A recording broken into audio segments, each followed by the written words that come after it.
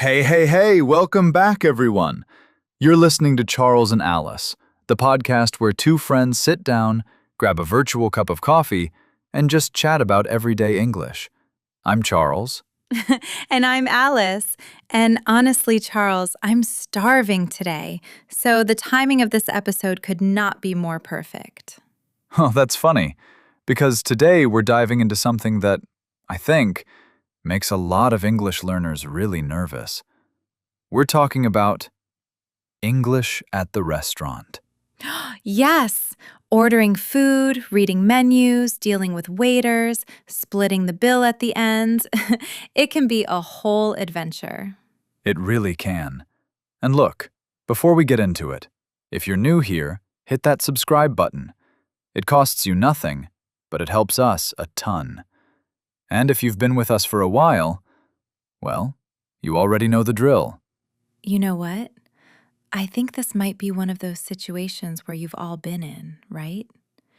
You walk into a restaurant in an English-speaking country, the waiter starts talking fast, and suddenly your brain just freezes. Yeah, the deer in headlights moment. We've all been there. So today, we're going to walk you through all of it. Vocabulary, phrases, real-life stories, the awkward stuff too. Let's get into it. Okay, Charles, let me start with a confession. The very first time I ate at a fancy restaurant in the US, I completely embarrassed myself. Oh, please tell me everything. I love these stories. So picture this. I'm maybe 19. My parents took me out for my birthday, and the waiter comes over and goes, "Can I start you off with something to drink?" And I just stared at him because in my head, I was translating word by word and I thought, "Start me off? What does that mean?" Oh no. So what did you do? I said, "Yes, just yes." And then there was this awful silence. The waiter was waiting for me to actually order a drink, and I just kept smiling like a weirdo. That's amazing. Okay, so for our listeners, let's break that down. Can I start you off? That's basically the waiter asking, would you like to begin with a drink or an appetizer before your main meal? It's super common in American restaurants. Right, and the word appetizer is one to remember. In the UK, they often say starter instead. Same idea, a small dish before your main course. Good point. So if a waiter asks, would you like a starter, or are you starting with an appetizer, they're asking the same question. Exactly. Now, Charles, what about you? Do you have a restaurant horror story? Oh, I have so many. But the one that really sticks with me. Okay, so I was traveling in New York, and I went to a steakhouse. Fancy place. The waiter comes over and he says, how would you like your steak cooked? Uh-oh, I see where this is going. So I panicked, because I knew there were options, but I couldn't remember any of them. So I just said, cooked. Just cooked, please. Charles, no. And the waiter looks at me, very patiently, and goes, sir, do you mean well done? And I just nodded, even though I had no idea what that meant. Oh my gosh. Okay, this is actually super useful for our listeners. So, when you order a steak, the waiter will usually ask how you want it prepared. The main options are rare, medium, medium well, and well done. Right. Rare means barely cooked, still red and juicy in the middle. Well done means cooked all the way through, no pink at all. And in between, you have medium rare, which is pink in the center, medium, which is just a hint of pink, and medium well, which is mostly brown with just a tiny bit of pink. Most chefs will recommend medium rare or medium, by the way. That's considered the best way to enjoy the flavor. Yeah, well done steaks make chefs cry a little bit inside. They really do. Okay, so beyond steak, let's talk menus in general. Because menus can be intimidating, right? Oh, absolutely. Especially when there's stuff like house special or chef's recommendation written everywhere. What do those even mean? So, house special usually means a dish that the restaurant is famous for. It's their signature. And chef's recommendation is what the chef personally suggests that day, often because the ingredients are super fresh. Got it. And then there are words like seasonal, which means the dish is only available at a certain time of year, depending on what produce is in season. Exactly. And then you have terms like à la carte. That's a French phrase we use in English too. It basically means you order each item individually, rather than getting a set meal. Right, as opposed to a prix-fixe menu, which is a fixed price meal with several courses included. We're throwing a lot of French in here, aren't we? Well, that's because French cuisine influenced restaurant culture so much. A lot of restaurant vocabulary in English comes from French. True. Okay, here's a question for you, Alice. What's your favorite question to ask a waiter? Ooh, good one. I always ask, what do you recommend? Because honestly, waiters know the menu inside and out. They've tasted everything. They know what's popular, what's fresh, what's the best bang for your buck. Bang for your buck. Let's pause on that. What does that mean for our listeners? Oh, good catch. Bang for your buck is an idiom that means good value for your money. So if something is a great bang for your buck, you're getting a lot for what you paid. Perfect. So you might say, the lunch special is amazing. Really good bang for your buck. Exactly. Now, what about you, Charles? Favorite waiter question? Honestly, I always ask, is there anything I should know about this dish? Because sometimes there are hidden ingredients, you know? Like maybe something is spicier than it sounds, or it has nuts, or it's bigger than you'd expect. Smart. That's a great question, especially if you have allergies. Speaking of which, how do you tell a waiter about an allergy? Okay, this is so important. You'd say something like, I have a nut allergy, or I'm allergic to shellfish. And if it's serious, you can add, could you please let the kitchen know? Yes, and many restaurants are great about this now. They'll often mark allergens on the menu, or the waiter will go check with the chef. And here's a useful word, gluten-free. If you can't eat wheat or certain grains, you'd ask, do you have gluten-free options? Or dairy-free if you can't have milk products. Or vegan, which means no animal products at all, including eggs and cheese. Honestly, dietary vocabulary is its own world. It really is. Okay, Charles, let's talk about something that I find super confusing: the whole process of paying the bill. Oh yes, the end game, the boss level of restaurant English. Boss level. Okay, so let's say you're done with your meal. What do you say to ask for the bill? Well, in the US, we usually say, can I get the check, please? Or, could we have the check? In the UK, they tend to say, the bill instead. Right. And sometimes the waiter will come over and ask, are you all set? Or, how are we doing here? That basically means, are you finished? Do you need anything else? Then comes the tipping conversation. And this trips up so many people, especially Europeans visiting America. Oh, tell me about it. In the US, tipping is essentially expected. Like, it's not optional. Waiters often make most of their income from tips. Yeah, the standard tip is between 15 and 20% of the bill. Some people tip more if the service was outstanding. And outstanding, that's a nice word.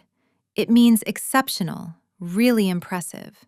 Like, the service was outstanding tonight. Whereas in many European countries, tips are smaller or already included in the bill.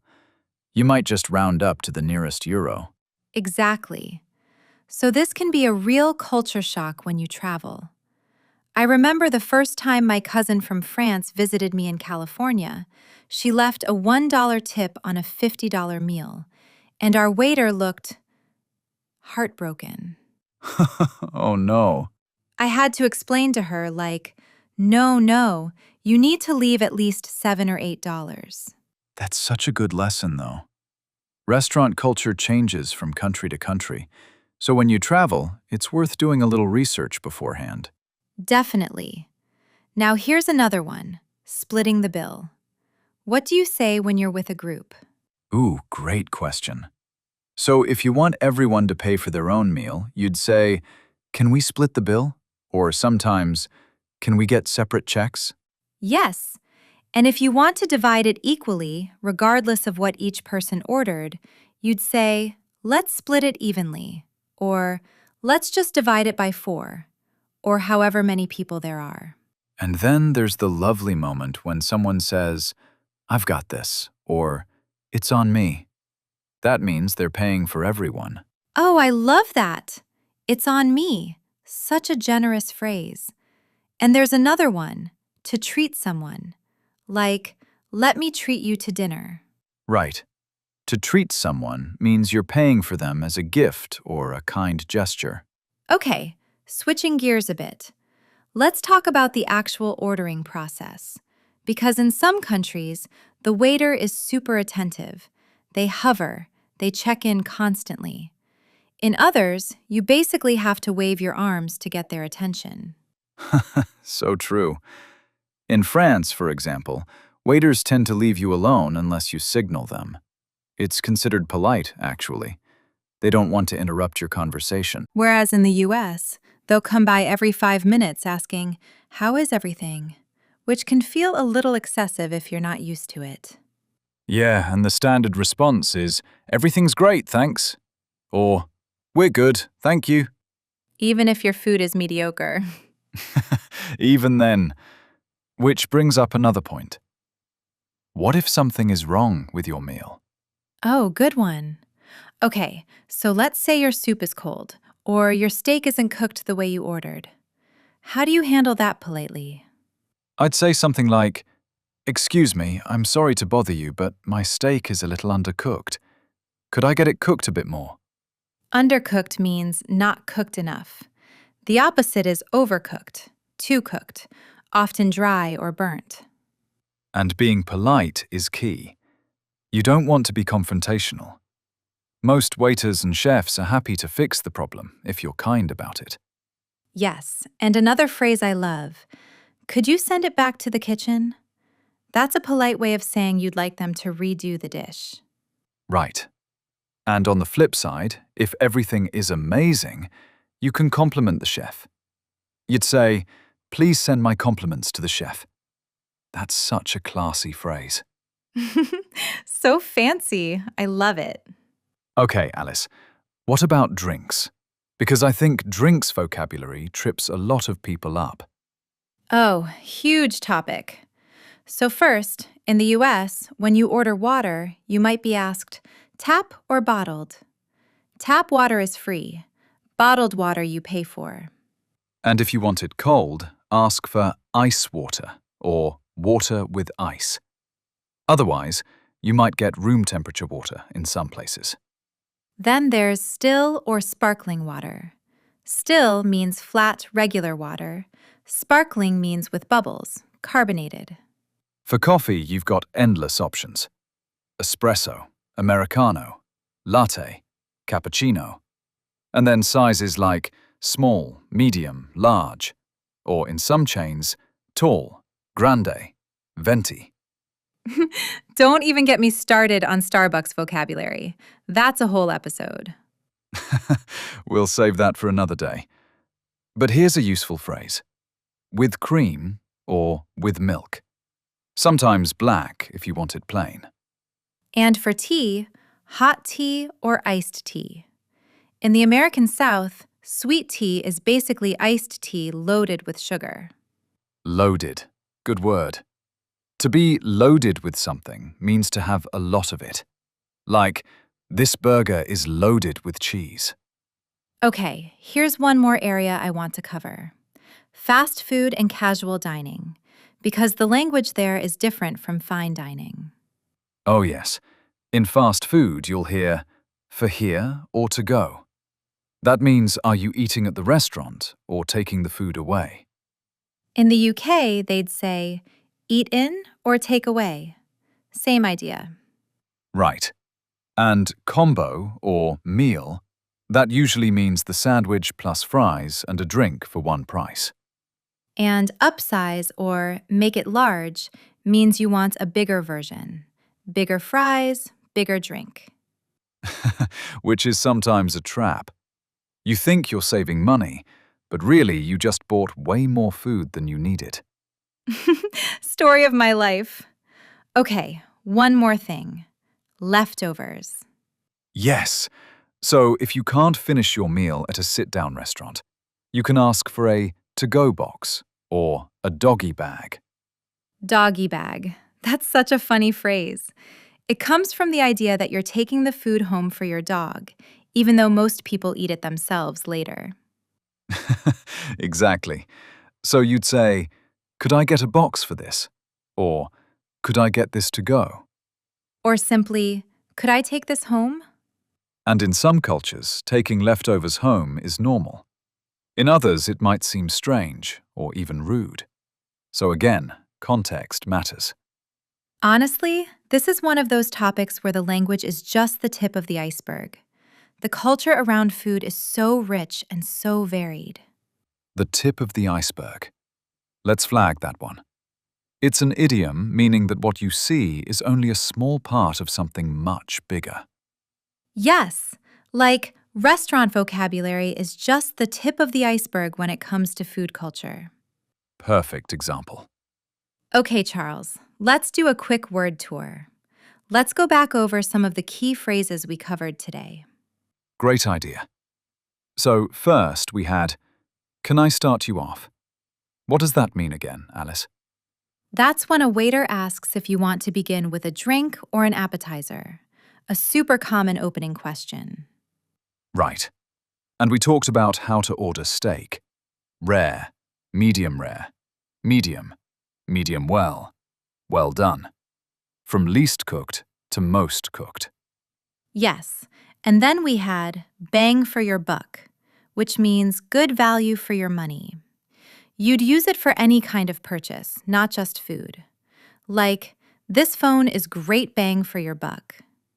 Excellent example. We also covered à la carte, which is ordering items individually, versus prix-fixe, which is a set menu with a fixed price.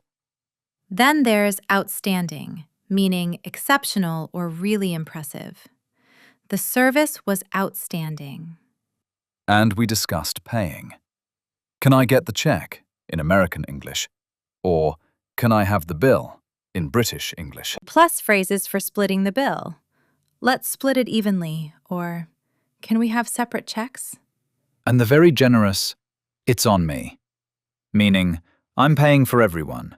Or to treat someone, meaning to pay for them as a kind gesture.